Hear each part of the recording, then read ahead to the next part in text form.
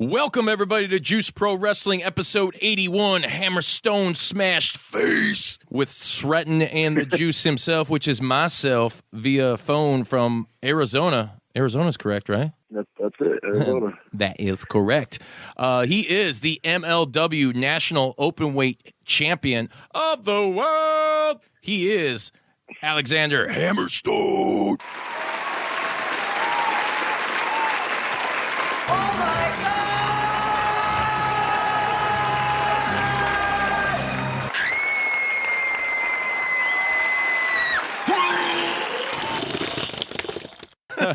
What's going on, brother? You know, I'm just finally getting on the juice, that's all. Yeah, finally, after all these allegations, you know, just because you got the pump, man, don't mean you got to be on the stuff. What the hell?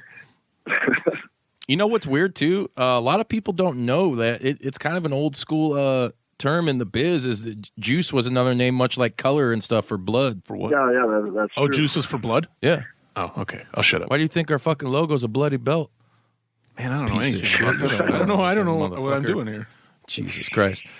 So, Hammerstone, man, you've been making a lot of headlines throughout the independent world of professional wrestling and the not so independent, like MLW. And you've also worked, I believe I may be incorrect about this, but you started what, around 2013? A little bit earlier than that, but yeah, that's when people actually started, like, I started doing anything worth talking about, I guess, you know, working for any kind of, like, real companies. Right. You had, dude, I mean, you've always had a good look, too, man. You've always been fucking jacked to the gills, so, hey, props to you for that, man, you know, curls for the girls, right? You started out one of your first promotions, one of our homeboys, and you kind of came back to that, Joseph Samael, PCW Ultra, man. Yeah. PCW was like pretty much like one of the biggest companies in California. Yeah.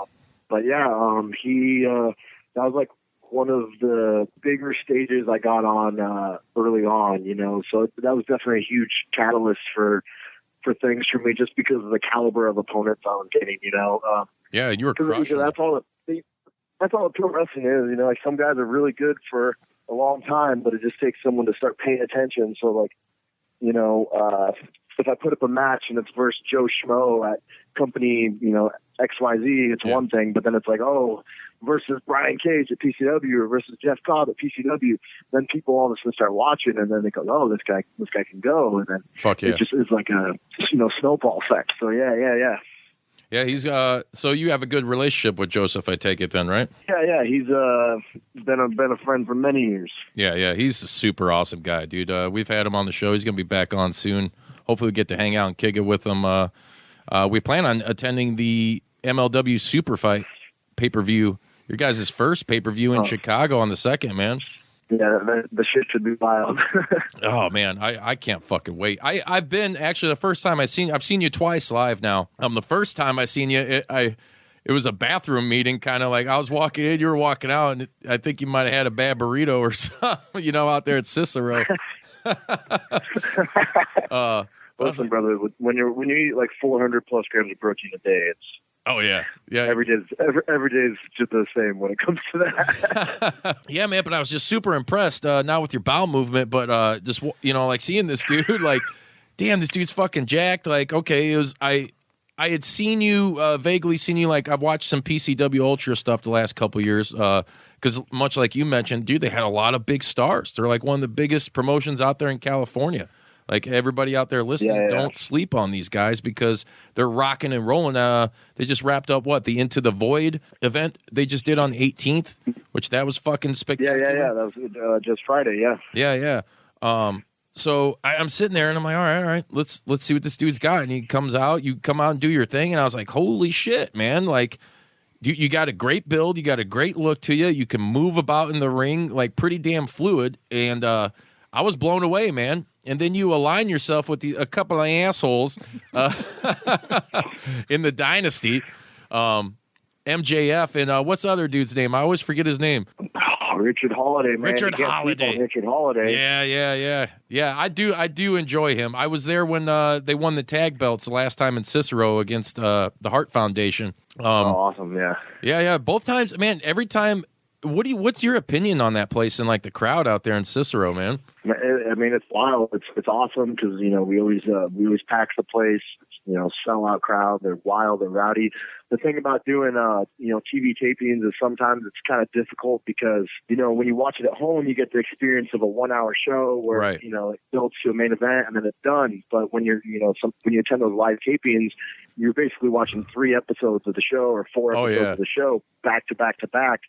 So sometimes it's hard to keep the crowd alive for it to get the same reactions you want, because where something might be, on TV, it's going to be the first main event. It could be the third main event that they've seen. It could be the 10th match of the night, and sometimes that's gets to be a very difficult spot to be in. But the Chicago crowd at Cicero is one of those crowds that is high energy from start to finish, and whether it's the first match or the last match, like it's still an awesome crowd to perform in front of. So I think that's why MLW chooses to keep coming back there, and that's why that was the perfect place to do a first pay-per-view.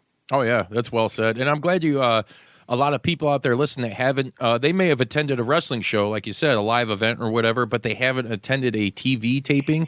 And I'm sure if you go to like a Monday Night Raw or any of that, it's much the same. But they don't understand that it's like you said. You'll watch an hour-long episode of MLW Fusion on beIN Sports or YouTube, and it's cut up. Like I like watching that shit because to me it's awesome to be there and experience you guys do your thing live. But I'll be honest with you, as much as I love being there, I love watching the whole presentation on TV. Like it's great. Like an MLW has something for everybody, dude. Where you like, if you're a guy who likes the hardcore like deathmatch shit, or you like the lucha libre or strong style, or just anything MLW. That's why it's called fucking Fusion. It's you guys got a great mix of fucking everything and some really good talent. And some of your guys, look at MJF. AEW superstar. He's still working with you guys. You got some really cool shit like that happening, man. But the TV, yeah, for sure. I think it's just like a mix of guys who nobody like is out there trying to do everything. Like I'm not a deathmatch guy, but like you're gonna have deathmatch guys. If you're gonna have hardcore guys, you want your Mance Warner and your Jimmy Havoc. Right. So it's like like you said, it's a fusion. You don't have a cookie cutter formula. You don't have a cookie cutter product. You have a very vast variety of flavors that you put on the show. Yeah, and it shines through.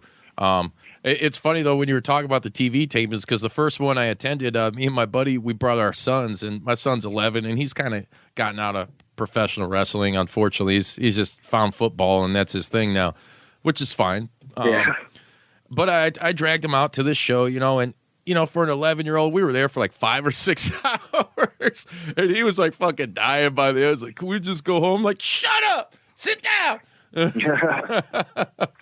But some of those could be hard, but with you guys, it's a party, man. To me, that's what I love about a lot of this shit. Over the weekend, we were just at the Impact Wrestling All Glory event out in Marionette Park, Illinois, and got to see a lot of great independent wrestlers from the Midwest area. And dude, I love that feel of like going to a wrestling show, but it's like you're at a fucking rock concert, and like there's so much.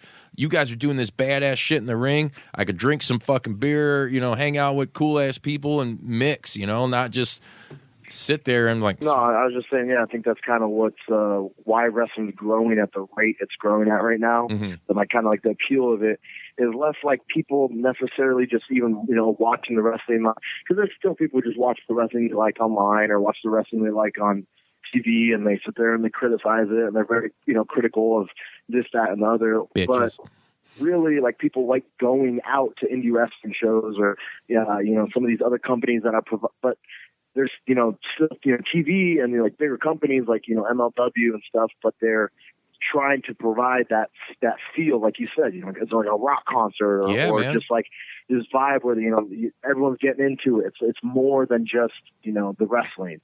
Right. It feels like sometimes, man, the whole attending these events with a lot of the people we know, sometimes it feels like that frat fucking atmosphere, and everybody's just cool and having a good time. And hey, man, I'm a metalhead. I'm a rock and roll guy myself, as much as I am a pro wrestling fan.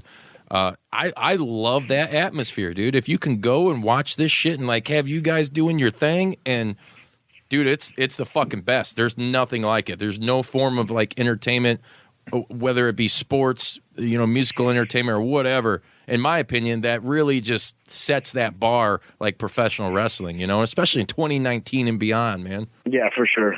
Couldn't agree more, man. So when did you first break into the business? We'll give you a little cookie cutter moment here. Let's see, it's got to be like 2011 when I first started training, or maybe even late 2010. But yeah, that's when I first kind of got in. And I was, training for a long time, paying dues for a long time before I got my first match, which hopefully isn't online anywhere because, man, that was awful.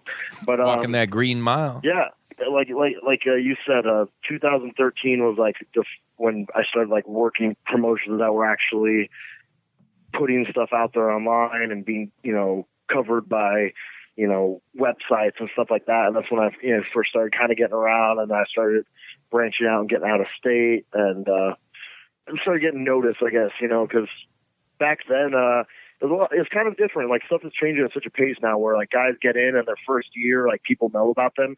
That didn't happen when I started. Like, you got in and you had to kind of eat shit and just pay your dues and fucking that old school all that route. stuff for a while before, anyone paid attention. And we didn't have the luxury of, Twitter to put something out and go viral and, network in that way. You really had to like kind of just get underneath somebody and, learn from them and ride with people and learn. And it was a different experience. It was a little bit longer of a path to recognition, but I'm glad that I got it when I did, because honestly, in today's market, you're getting a lot of guys who kind of skyrocket into a position they're not ready for, and then they kind of like either fizzle out or they fall flat on their face, and then or they don't develop know why. egos. Yeah, but then you get these guys who like they like get to a certain point where like they're working like a lot of shows in their area, and then like they can't get any further, and like really the best thing for them to do would be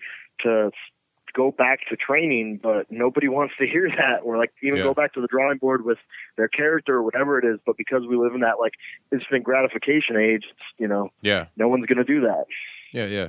I totally agree with that. I mean, your character has totally evolved throughout the years. I mean, you had almost kind of like, you got that like Thor look, like handsome boy look when you had that long hair, long flowing mane, all fucking rippled up and shit. Yeah, man, and that's just, that goes to show, like, I was at a place where, like, I was getting plenty of work. I was working with a lot of good companies. I was getting flown around the country. I even gone international, but I was kind of at a point where it was like, okay, like, I'm doing well and I can keep doing what I'm doing and doing well, or I can kind of go back to the drawing board and make things more interesting, spice things up and try to, make myself stand out more and do, some stuff that I will enjoy more to make myself more creative. Right. And it's a scary choice to make, because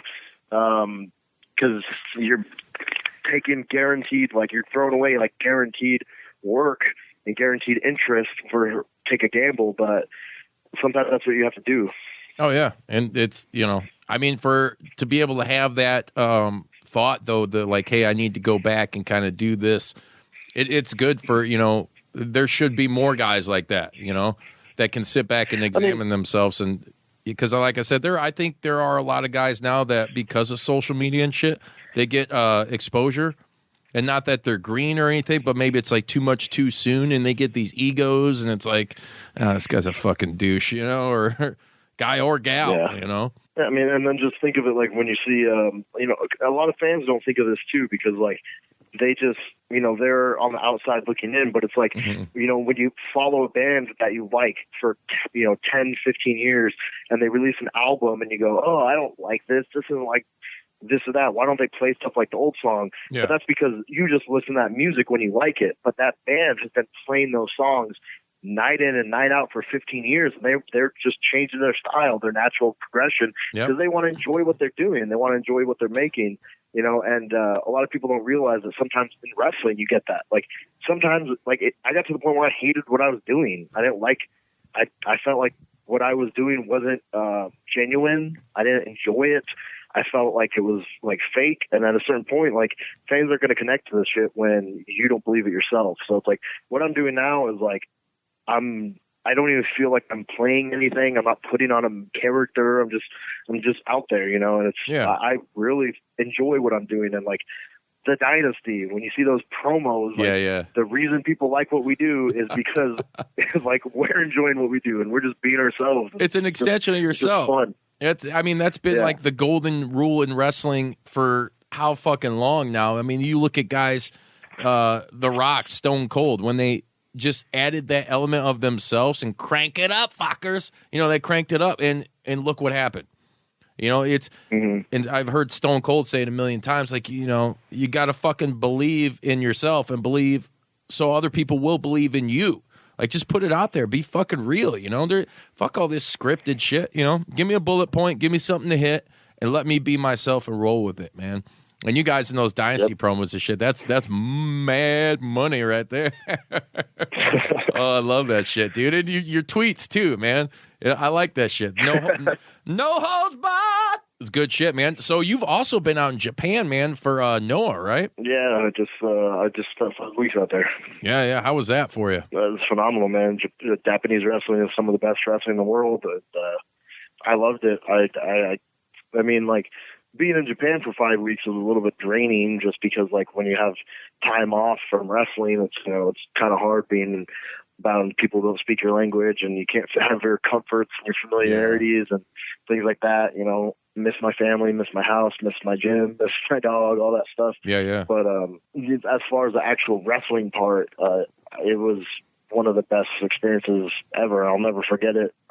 Was that your first tour? That was my third time in Japan, but it was my first like long tour. Like, when I'd been out there before, it was only for, you know, maybe a week at a time, and, you know, 1 or 2 shows. But now, being out there for 5 weeks and doing like 15 shows was a lot different experience. You really get like immersed in it. You really start picking up the subtleties and the nuances of Japanese wrestling. You're not just one of these indie idiots saying strong style and doing 1,000 shitty forearms. It's a lot different than that. Yeah. So, hey, I mean, like, you got to beat the shit out of Marufuji too, right? Yeah, a couple times. For people only, like, we had one singles match that people, that's what the bulk of what people saw. But on the tour, man, we must have had 5 or 6 matches where it was a tag match or a 6-man or something where we were involved a lot. And we somehow, like, even in the tag matches, we always ended up sharing the ring together a lot. You know, he and I, like, for some reason, there was just like that magnet to us where we just wanted to beat the shit out of each other. Yeah, man. Yeah. He's a fucking legend over there, dude. He's one of the absolute best, man. And like, you know, it's such a weird thing to be like, you know, fucking main eventing in Karukan Hall, and I'm like, standing against Marufuji, and I'm like, it's one of those things, like, you know, I'm kind of like sociopathic and don't really like, I like it, get like emotional in a lot of like situations, but it's like weird looking back, because I'm like, this is the kind of shit, like, I've watched this on TV like so many times, like, I used to study this guy's matches in this building, you know what I'm saying? And like, now I'm the one having the match, so with him, it's a pretty cool moment. Yeah, man. Who was some of the other favorite superstars you got to have matches with and or interact with while you were over there? Oh man, there's so many great guys. Like, so my 4 singles matches like stand out. Obviously, you know, my Marufuji was one of them. Segura was another one that was really good, really hard hitting. And I'll remember that one because we're out there and like I'm literally doing like all my biggest, most impactful moves to this guy. You know, up apron powerbomb, suplexes on the outside, top rope superplex, beating the crap out of each other for like 25 minutes. And then in the back, I'm talking to someone, they're like, yeah, he just turned 49. I'm like, what? Like, I can't even respect your elders. Like, how I can't even imagine like getting up and walking after having a match like that in fucking 20 years from now. But yeah, I complain about how my body feels right now, and I'm only 28, so that was just, you know, that was wild. But and then, you know, there's guys who I didn't get to have singles with like that. I'd love to go back. Like, there's still a lot of matches, and like, luckily, like, a lot of the fans, like, I was really well received over there. So like, fans are like even clamoring for matches with, you know, guys like Nakajima, who I never got a singles with. But, there's just there's so much talent in that company. Like, I didn't have a bad match while I was there. I don't think I could have a bad match with any of those guys. Nice. Yeah. I love Noah, dude. They've been working with Impact for a while, so they've had that trade, and obviously they've been around for a long time. Thank God WWE, I guess, rumor has it that they tried to buy him out so they can expand the NXT shit, and they wouldn't sell to him. So awesome. Yeah, I mean, and that makes a lot of sense. Like, 'cause the thing is, like, if you're a wrestling fan and like if you've been watching Japanese wrestling for a long time, if you watch like New Japan, for example, like New Japan has started to become very Americanized. Yes, with a lot of the way they just do announced that they're really branching out hard now. They have a USA branch now that they're gonna fucking go hard in the paint with. Yeah. But Noah on the flip side has stayed very old school Japan, traditional Japanese style with their style of matches, their presentation, like a lot of those things. So like it makes complete sense that they don't want WWE fucking sticking their fingers in the business. Yeah, fuck that, man. I'm whatever. I mean, they are what they are, but I'm so sick of fucking WWE. Whatever. Hey, so who set that tour up for you? Was that through MLW or Court Bauer do that shit, or how'd you get that gig? Yeah, I mean, I think because MLW worked out a working relationship with Noah, and there's like a couple names of like guys they might want, and I was at the top of that list. So fuck yeah, I just got to go over there, and you got to bring the belt with you too, man. Awesome. I did, which is always nice. So it's the International Openweight Championship now. Yeah, right. I'm annoyed that they're even calling it the National Openweight Championship at this point. I've defended it in Japan. I've defended it in Mexico. I'm sure I'm going to defend it in more countries. So at this point, you might as well just recognize it as a world title. But hey, who am I going to complain? Hell yeah. Hey, Sreten here. I have one of my patented questions real quick. Being that you went to Japan 3 times on 3 tours and you work in America here all the time, is there an adjustment to the first time compared to the third time and being in America as far as the audience is considered? Like, do they, like you said, they were fans of yours when you went out to Japan, but do you have to, is there any kind of adjustment to what you're doing in order to get certain reactions out of the fans being in different countries? Well, in Japan would be hard too, because they watch, they observe a lot more. Yeah. So. Well, I mean, there's really like that sounds like there's like differences in the style. There's differences in the psychology of the matches and the way things are done. There's a lot less emphasis on like I'll put it this way. There's a lot of guys in America who the shit that gets them over here would not work over there, and I like to that's one of the big reasons I liked going over there was because I've always thought of myself as a very like showy professional wrestler who does, who's very character driven and promo driven and likes to, engage with the crowd a lot and get over that way. But in Japan, like they kind of don't really give a shit about that. Like they want to see you get yourself over with wrestling. They're more about the sport. Yeah. So there's that difference of it. And, everyone talks about like, oh, the Japanese crowd's so quiet. Is that weird? But like, really, it's not as much as people act like it is. They act like the crowds are just like silent or something. Like crowds get hot there. Like there were some nights where the crowds were way hotter than crowds I worked for in America. It really just depends. Like, similar to here. Like there's some towns you go and some indies where the crowds sit on their hands. And it's the same out there. Like some of the country towns, like the crowds just didn't get up for stuff. But like when you're working in Tokyo, at Karuken Hall, or you're working in Osaka, it's like the crowds are insane, So fuck yeah. It really just depends. But like I'd say more than anything, they want to see guys they want to guys who are good wrestlers. Hell yeah. Well, you're definitely up. You're up in that list, man. I ain't gonna stroke your ego. I'll keep it real. I think so, but. yeah. Dude, you're a brute, man. You got the skills to get the fucking job done. You know it. I know it. Fuck the rest, right? Yeah. Hey, let me ask you this. Go ahead. In Japan, man. So you're big dude. You got to keep the carbs up, the protein, all that. What were you eating over there? Because I'm a big sushi guy, man. I don't know how the actual real thing is, but I love like my limited knowledge of Japanese culture, I just know I need to get my ass out there one day and like have the experience. But I fucking love shit like that and like seafood and like what was your food experience like over there? What were you eating the whole time you were there? I mean, honestly, I didn't get too crazy and adventurous. You know, a couple times I go out with people and eat whatever. But like typically, I mean, I tried to stick to basically what I'd be eating here. A lot of chicken, a lot of rice, a lot of eggs.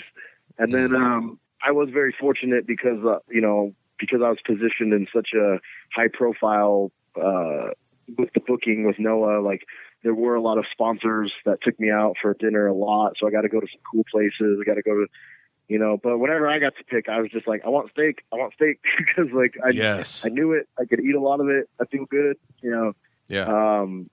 But yeah, I mean, everyone, we went out and we got like, big bowls of Japanese style ramen. We went to we did all kinds of stuff, but for the most part, I tried to just stick to the same old crap I'd be trying to eat here just because, play it gotta keep the body looking the right way. Right. Hell yeah. Yeah, I've been out in Mexico too and ate some of the wrong stuff, and it was kind of like, ooh. You ever play that game Splatterhouse? It was like the sequel. When MLW was just in Mexico, I packed all my own food. I didn't eat or drink anything from Mexico. Yeah, dude. And the shitty thing is some of that, like the street tacos down there, man, they're so dope and convenient. Like we're out, we'd play our show and get done at like fucking midnight or whatever and go out.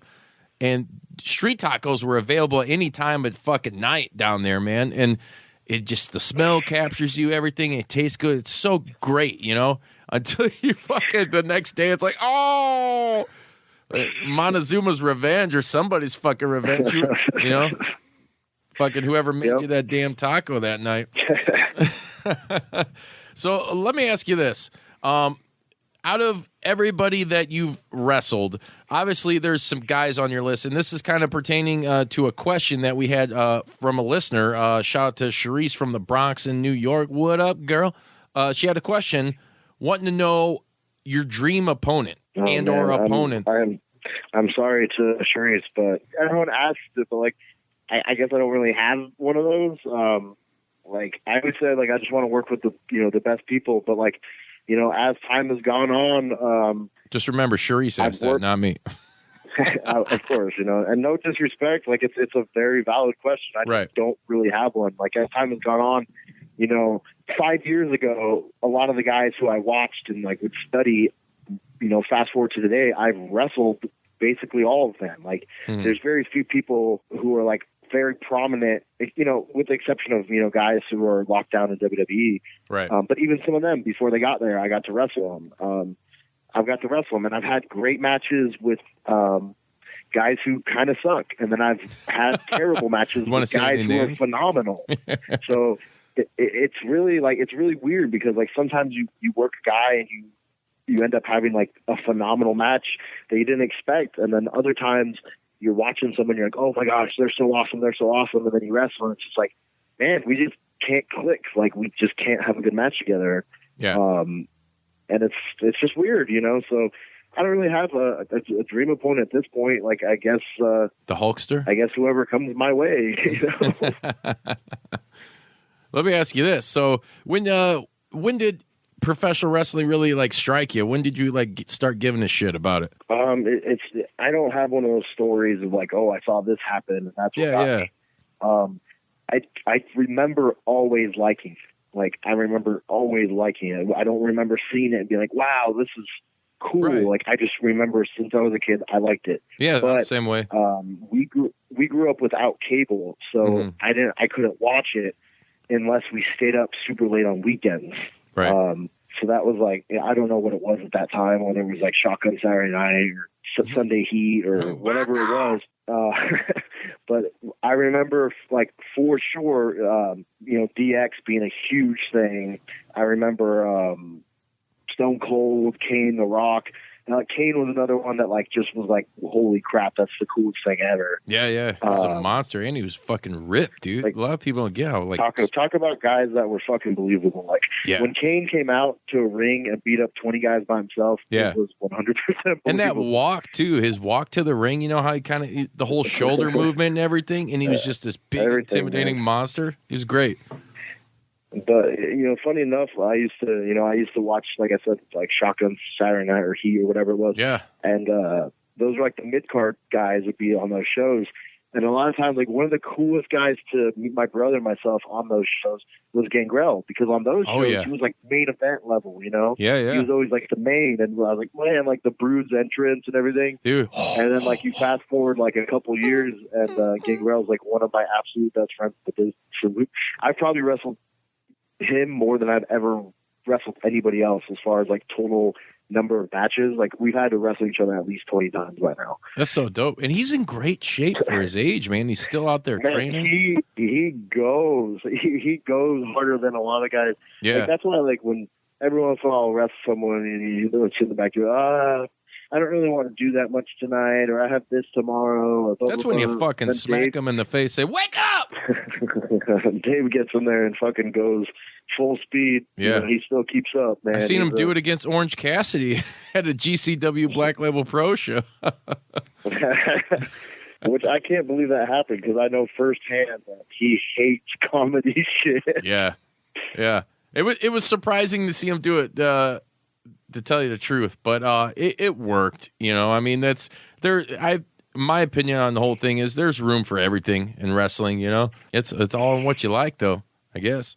That being said, what about you, man? You a fan of that shit? What do you think about guys like maybe like Joey Ryan, dick flipping and all that shit? I mean, so like it is what it is. Like I was just on a show with Joey, I think last weekend. We traveled we were in the car together for an hour. We hung out in the locker room together. Joey's a great dude. Yeah, I've liked Joe. I've known him for many years. We were actually not signed, but we were on the same TV show together like 4 years ago called Paragon Pro Wrestling, and it was like a super weird time. But super weird name. We get along just fine. But yeah, I'm not a fan of that. Like if I was like, hey, we're gonna book you and Joey wants you to dick spot, I'd politely decline. That's not my cup of tea. I did go through a phase where I felt like I was like on a crusade to stop wrestling I didn't like, but you kind of realize like as time goes on that like I just don't get it, because like even the guys who are like the most serious guys who take this sport so seriously and think everything's so disrespectful that they don't like, even those guys will do some comedy spots or appreciate some funny stuff in wrestling. So it's like, okay, so you draw the line here and you say that's where it's good, but then like what if we do this, or it's just like, okay, everyone has their own vision of like what's allowed and what's not allowed. But like, I learned a long time ago, like I'm not going to go out there and try to like police pro wrestling to what I think is right. I'm just going to do what I do, and that's it. Because like good for Joey. Like I just saw he just signed an Impact. I know first like that he's doing very well, getting lots of bookings, going a lot of places that like, I would like to go. Like but the thing is like, if someone was like, hey, we'll let you go all these places and get booked to all these places and go to this country and we'll pay you this much money, but you have to be the dick guy. I'd say no, because it wouldn't make me happy. Like, it's just not what I want to do. And I used to think there's something wrong with it, but like now I don't really care. Like, do what you want to do. I don't hate anybody who's doing something that I disagree with, but it's just not for me. It's just, if I was in a band that played only metal music and you asked me to make a pop record, I'd say, fuck that. Like, it's just, so it's just, agreed. But some people do take it to the extreme and they go, oh, it's different flavors of ice cream. But like at a certain point, no, it's not even ice cream anymore. Like some people are doing shit in wrestling rings and I'm like, that's not wrestling. Like there's shows now that don't even have a wrestling ring and people are just doing obscure stuff. And it's like, at some point just call it something else, you know? So Yeah. there has to be like some semblance of some structure to it, you know, for me to get behind it, you know? But at the end of the day, I think the best stance that people can take is like, do the best to put out what you want to put out, because be the best you can be, you know? Yeah. I mean, at this day and age, you know, like we kind of alluded to earlier with social media and all these avenues for people to get attention, there's going to be like weird versions of everything. Like a lot of people think pro wrestling has gotten changed, but it's not pro wrestling. It's everything. Yeah. You know, it's every genre. There's bastardized versions of whatever it is claiming to be the same thing. So it's just like, you can't get too worked up over it. Yeah, there's a lot of guys that do, and whether it's for, you know, Cornette's one of them guys, and whether that's a work or not, who cares? It's just like, man, I'm kind of with you. If people like what you're doing and you're putting your heart and soul into what you're doing, I mean, it's an acceptance thing. I don't go too far as like, hey, you know, there's a lot of shit I don't fucking like, and I'll be vocal about it. I don't fucking care if it hurts people's feelings. So what? You know, I'm old school. I grew up in that time where not, you know, people can have their feelings hurt and move on. You know, whereas nowadays it's like they can't do that. If you said something wrong that somebody else doesn't like, they're going to castrate you and, you know, cast you aside and you're the worst piece of shit in the world. Like, no, man, that's who the fuck started this pussyfoot movement? You know, like, come on. Like, there is room for acceptance for everything, but in my opinion, there's no room for people to fucking just like beat people up over everything. Like, whatever. If you don't like it, great. Fucking leave it alone. Don't talk about it. You know, like, do your own thing, move on. Like, that's how I am. But anyways, you were talking about metal and shit. Hammerstone, I want to know, where does the Hammerstone fall where it comes to your musical taste? I could get behind just about anything with the exception of country. Oh, I agree. I used to, actually, before wrestling, I played in bands. So really? What do you play? I play drums and guitar. Nice. I like your style, man. You should check out my band. That was kind of like my prereq for wrestling, because, you know, wrestling's like a lot. Like, I always say there's a lot of people who are like there's people who are very good at like the physical portion of wrestling, but like they don't do good in front of crowds, or like being a character or performing, or they don't feel comfortable like talking. But like, for me, like, I was like a performer first, and then I just didn't know how to fucking wrestle. So I was always like, that was always came like super easy to me, was like the being in front of people and trying to be entertaining and, you know, having the spotlight on me. I always liked that. Did you ever put any music out? Yeah. What's that? Did you ever put any music out? Yeah, but it's nothing you'd be able to find, like, because, you know, this was 10 years ago, so we were just selling CDs, not like, it's not like our album was on iTunes or anything like that. Oh, I gotcha. I want to say the last time I was in a band that was like playing live music was probably 2011, like right before I started wrestling. Because like once I started wrestling, I have a very one-track mind. I can't. I don't like to like just kind of, what's the word I'm looking for? Multitask. No, I don't dabble. I don't like to dabble in things. I like to master things. Yeah, so you want to put your heart and soul into one thing to make it as great as you possibly can. Yeah, so someone, you know, my brother was like, hey, you want to meet up and play some basketball this weekend? I'm like, no, because if I want to play basketball, I want to be a basketball player. Yeah. I don't want to like shoot hoops, like, and that's just the way I am. I'm just like, I'm either obsessive about stuff or I just don't give a crap about it. Yeah. So like once I got into wrestling, that's pretty much all I've done since then. I mean, that's good, but dude, the way your mind works, in my opinion, I mean, and it shows because of your body of work and your evolution. I mean, I've seen it firsthand. I mean, if more people had that mindset, who knows what could happen with them, you know? Like, put your fucking heart and soul and determination into one fucking thing and focus it. And if you could do it in other things, great as well. But, you know, I think a lot of people kind of get lost in that mix when they try to do a lot of that shit, you know, and it's tough. You know, I still play in a band. I do this show. I also have a family, you know, and I try to go out and have fucking fun at the same time and act like I'm still fucking 19, you know, but it's a crazy world, man. What kind of music were you guys playing? Kind of like rock, has alternative rock, you know, like White Stripes, The Strokes, the Arctic Monkeys, like that kind of like modern rocky type stuff with some obscure stuff thrown in there. You're from Arizona, man. You ever listen to the Meat Puppets? I can't say that I have. Okay, you should check them out. They're old school. They're I mean, you obviously know who Nirvana is, right? Yeah. The name sounds really familiar. Yeah, Nirvana did a couple of their songs on that Unplugged album, like Lake of Fire and Plateau, Oh Me. Okay, right on. So, yeah, I mean, they got like this whole weird like desert rock, acid rock thing, but they're so weird. They start off as like in the early 80s as a like hardcore punk act, and they just went from that one first album, and then they came into their own, developed their own sound, like I said, like that whole desert rock shit. Right on. Totally something you should check out, man. I'll put that on the to-do list. Hell yeah, man. So what kind of other extracurricular activities are you into other than just wrestling? I mean, obviously I'm a gym rat, so on if I'm not wrestling, I'm home and I'm spending a lot of time training. Yeah. And then I'm beat up from like, that's the thing. Like I'll be on the road all weekend traveling. Really, sometimes the travel schedule is very rough, especially like doing stuff on the like. Lately I've been getting a lot of like red eye flights, and then I get home and I'm up, and then I go and I work out, and then by the time I'm done with that, I just want to relax with my family, relax with my dog, just watch some Netflix. I'm big. Like my lifestyle tends to be so like go and so draining that like when it comes time to do anything else, it's like I'm trying to find something very chill and relaxing. I still own guitars, so I like to play guitar still, but I had to ditch the drums.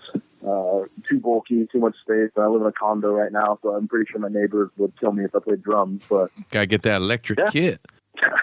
Man, I can't get behind the electric drums, man. I just can't do it. Yeah, they're kind of wanky. Like, you gotta get that real shit, man, so you can get like Paul Bostaff, just that double bass crazy shit.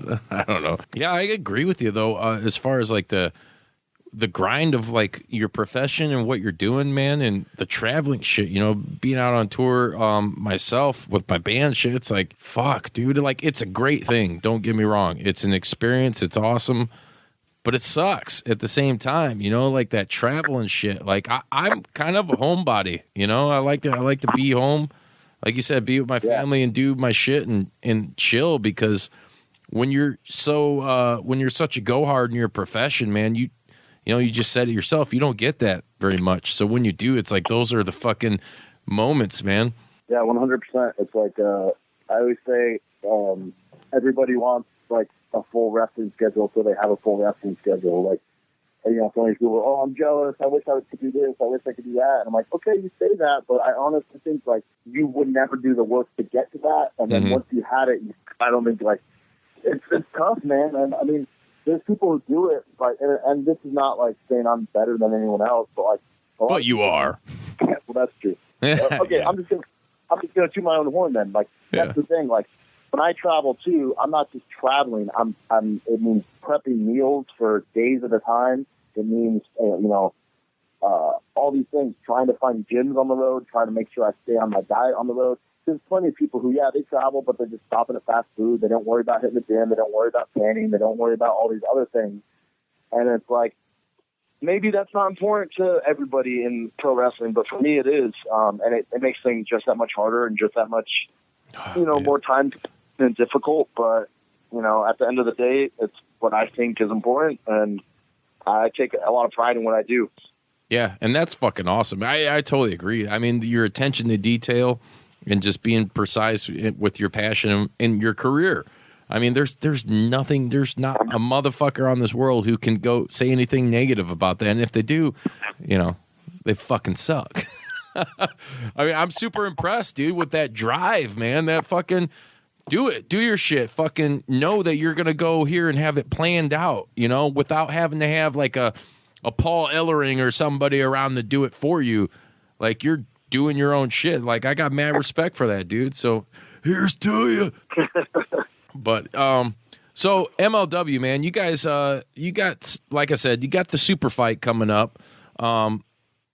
Is there any? I haven't seen anything as far as. Are you booked yet for that? I mean, I know you're going to be on the show, but I mean, is there anything you could tell us about that? Or I have a rematch with Davey Boy Smith Jr.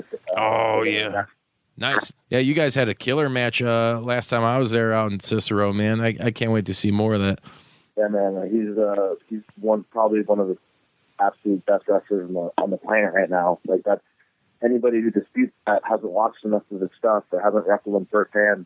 But just what he brings to the table, it's like, you know, like when I at the end of the day, you know, like I kind of alluded to this earlier, but you know, I do a lot of the showy stuff with wrestling as far as like my character and my presentation on promos, and I put a lot of effort into that. And I'll joke around a lot, and I'll call myself a body guy, or I'll joke with that. The reason I'm booked is because I'm buff. But and you're the stuff. But realistically, I like to get in there and have wrestling matches. I like to get in there and go against the best and walk out of it with everyone being like, "Damn, like that was good." Like those people, when those two went at it, and with Davey, that was exactly what it was. Like, you know, he's just so fucking good at what he does. And to go in there, like it's a test. You know, I like that feeling of, man, there's a test. And that super fight, it's going to be that, but even to another level, because, you know, now we're on the pay-per-view. It's going to be a bigger stage. People are going to be watching all around the world. Yeah. And now it's our time wrestling each other. So we already got the feeling out process is out of the way. So I'm really looking forward to my match. And not only that, like, I'm looking forward to like sitting in the back and watching the other matches. Like, the card is already like shaping up to be so cool. So it's like, I just can't wait. I think it's going to be a really awesome night. Yeah, fuck yeah, man. I can't wait. Every time I've been there, it's been amazing, you know, like I've said, but coming now and it's this big fight feel, it's pay-per-view, you know, and this is your guys this is your MLW's first pay-per-view, right? First time. Yeah, man, it's gonna be fucking killer. I can't wait. So when we go there, man, I'm gonna hit you up. We gotta kick it, you know. We'll get Joseph together. We've had Casey on the show too. Rile her up. I don't know how your relationship is with her. The whole crew is pretty tight knit. Yeah.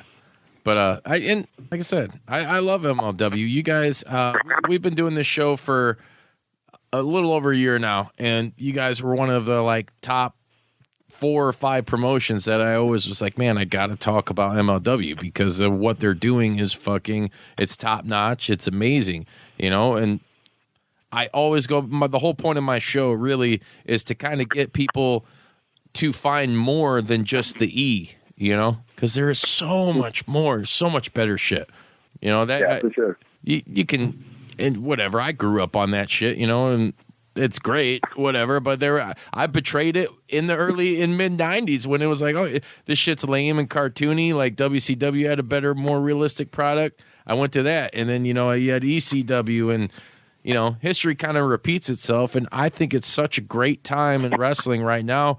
I mean, really, like I said, it's like going to the fucking ice cream shop, man. Any flavor you want, it's there.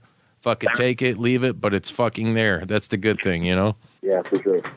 And you guys, I believe MLW Fusion is now on, what, every Saturday night? Yeah, Saturday night on beIN Sports. And then usually our replays hit on YouTube on Mondays, but this week it aired early. It aired on Saturday on YouTube. So things are always changing. Like, you know, we're always trying to get platforms and get new forms of exposure. But as of right now, that's the way to watch it. Yeah. Well, you know, Court's always working his magic. He's out, you know, doing that thing, fucking interacting, networking, trying to get the best for you guys. And shout out to him. I think he's a great promoter, man. He's putting on a great product. He's brought MLW back. He's got a lot of top tier talent. I fucking love it, man. Alex, tell people where they can find you at online. Instagram and Twitter is at Alex Hammerstone. Facebook is Alexander Hammerstone. And then, I mean, realistically, there's not a lot of Hammerstones out there. So if you search Hammerstone, if you find that name, it's probably most likely me. So yeah, that's the place to keep up. I'm very interactive on my social media. Try to keep everything very well updated. So yeah, give me a follow and retweet my shit. God damn it. Fuck yeah. What about merch? Where can people buy your merch at? I don't have it on online merch store at the moment. Just sell stuff at shows, with the exception of actual MLW merch, which you can buy on their online store. Dynasty has it out, but that's another reason to follow me on the social media, because like I said, that stuff is kind of always changing. So if stuff does go up online and you want to be the first to know about it, you better be following me. Yeah. So you could be like, hey, Mr. Hammerstone, I'd like to get that new T-shirt you got out. Where can I fucking get it? I mean, that's the thing. When I do have new stuff, a lot of people just will contact me and set up I'll sell stuff through PayPal and, take payment there, but I don't have an actual online shop to visit at the moment. Nice. Well, that's cool. Whatever. It's more personable. I think that's, for fans and shit, that's probably way cooler anyways than, just going the regular cookie cutter route. Yeah, there you go. Fuck yeah. Hey, well, I love what you're doing, man. I cannot wait to see you on November 2nd. Me and Sreten will be there, dude. We'll fucking hit you up. We'll buy you a beer or a burrito, Or a piece of flank steak. Yeah. Oh, well, yeah. Let's fuck it. Let's go out and get some steak. Let's get everybody together. Go get some fucking good steaks, man. Chicago, There you go. I'm totally down, brother. But hey, Alex, thank you for coming on the show. Fucking love you. Appreciate everything you're doing for yourself, for the business. You got a great body of work going, and the future is super bright for you, man. So till next time, everybody tune in to MLW Fusion. You can catch Hammerstone on there. They're about ready to fuck shit up on November 2nd for the MLW Super Fight, their first pay-per-view ever, but not the last. And for Sreten, Hammerstone, this is the Juice saying, wet 'em up, wet 'em up, wet 'em up. Wow, yeah, we're fucking wet for Hammerstone.